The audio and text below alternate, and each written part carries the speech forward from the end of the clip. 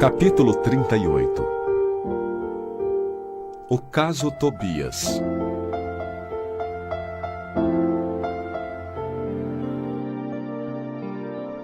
No terceiro dia de trabalho, alegrou-me Tobias com agradável surpresa. Findo o serviço ao entardecer, de vez que outros se incumbiram da assistência noturna, fui fraternalmente levado à residência dele, onde me aguardavam belos momentos de alegria e aprendizado. Logo de entrada, apresentou-me duas senhoras, uma já idosa e outra bordejando a madureza. Esclareceu que esta era a sua esposa e aquela irmã. Luciana e Hilda, afáveis e delicadas, primaram em gentilezas. Reunidos na formosa biblioteca de Tobias, examinamos volumes maravilhosos na encadernação e no conteúdo espiritual. A senhora Hilda convidou-me a visitar o jardim para que pudesse observar de perto alguns caramanchões de caprichosos formatos. Cada casa em nosso lar parecia especializar-se na cultura de determinadas flores. Em casa de Lísias, as glicínias e os lírios contavam-se por centenas. Na residência de Tobias, as hortênsias inumeráveis desabrochavam nos verdes lençóis de violetas. Belos caramanchões de árvores delicadas, recordando o bambu ainda novo, apresentavam no alto uma trepadeira interessante, cuja especialidade é unir frondes diversas à guisa de enormes laços floridos na verde cabeleira das árvores, formando o gracioso teto. Não sabia traduzir minha admiração. Embalsamava-se a atmosfera de inebriante perfume. Comentávamos a beleza da paisagem geral, vista daquele ângulo do Ministério da Regeneração, quando Luciana nos chamou ao interior para leve refeição. Encantado com um ambiente simples, cheio de notas de fraternidade sincera, não sabia como agradecer ao generoso anfitrião. A certa altura da palestra amável, Tobias acrescentou sorridente: "O meu amigo, a bem dizer, é ainda novato em nosso ministério e talvez desconheça o meu caso familiar." Sorriam ao mesmo tempo as duas senhoras. E, observando-me a silenciosa interpelação, o dono da casa continuou: "Aliás, temos numerosos núcleos nas mesmas condições. Imagine que fui casado 2 vezes." E, indicando as companheiras de sala, prosseguiu num gesto de bom humor: "Creio nada precisar esclarecer quanto às esposas." "Ah, sim," murmurei extremamente confundido. "Quer dizer que as senhoras Hilda e Luciana compartilharam das suas experiências na terra?" "Isso mesmo," respondeu tranquilo. Nesse ínterim, a senhora Hilda tomou a palavra, dirigindo-se a mim: "Desculpe o nosso Tobias, irmão André. Ele está sempre disposto a falar do passado quando nos encontramos com alguma visita de recém-chegados da terra. Pois não será motivo de júbilo," aduziu Tobias bem-humorado, "vencer o monstro do ciúme inferior, conquistando pelo menos algumas expressões de fraternidade real?" "De fato," objetei, "o problema interessa profundamente a todos nós. Há milhões de pessoas nos círculos do planeta em estado de segundas núpcias. Como resolver tão alta questão afetiva considerando a espiritualidade eterna? Sabemos que a morte do corpo apenas transforma sem destruir. Os laços da alma prosseguem através do infinito. Como proceder? Condenar o homem ou a mulher que se casaram mais de uma vez? Encontraríamos, porém, milhões de criaturas nessas condições. Muitas vezes já lembrei com interesse a passagem evangélica em que o Mestre nos promete a vida dos anjos quando se referiu ao casamento na eternidade. Forçoso é reconhecer, todavia, com toda a nossa veneração ao Senhor, atalhou o anfitrião bondoso, que ainda não nos achamos na esfera dos anjos, e sim dos homens desencarnados. "Mas como solucionar aqui semelhante situação?" perguntei. Tobias sorriu e considerou. "Muito simplesmente. Reconhecemos que entre o irracional e o homem há enorme série gradativa de posições. Assim também, entre nós outros, o caminho até o anjo representa imensa distância a percorrer. Ora, como podemos aspirar à companhia de seres angélicos se ainda não somos nem mesmo fraternos uns com os outros? Claro que existem caminheiros de ânimo forte que se revelam superiores a todos os obstáculos da senda por supremo esforço da vontade.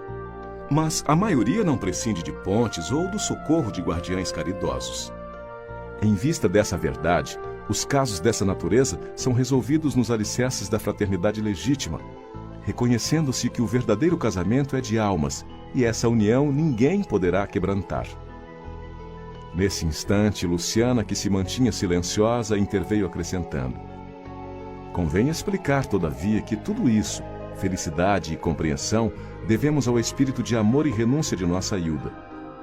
A senhora Tobias, no entanto, demonstrando humildade digna, acentuou: calem-se, nada de qualidades que não possuo. Buscarei sumariar nossa história, a fim de que nosso hóspede conheça meu doloroso aprendizado. E continuou, depois de fixar um gesto de narradora amável: Tobias e eu nos casamos na terra quando ainda muito jovens, em obediência às sagradas afinidades espirituais. Creio desnecessário descrever a felicidade de duas almas que se unem e se amam verdadeiramente no matrimônio. A morte, porém, que parecia enciumada de nossa aventura, subtraiu-me do mundo por ocasião do nascimento do segundo filhinho. Nosso tormento foi então indescritível. Tobias chorava sem remédio, ao passo que eu me via sem forças para sufocar a própria angústia. Pesados dias de umbral abateram-se sobre mim. Não tive remédio senão continuar agarrada ao marido e ao casal de filhinhos, surda a todo o esclarecimento que os amigos espirituais me enviavam por intuição.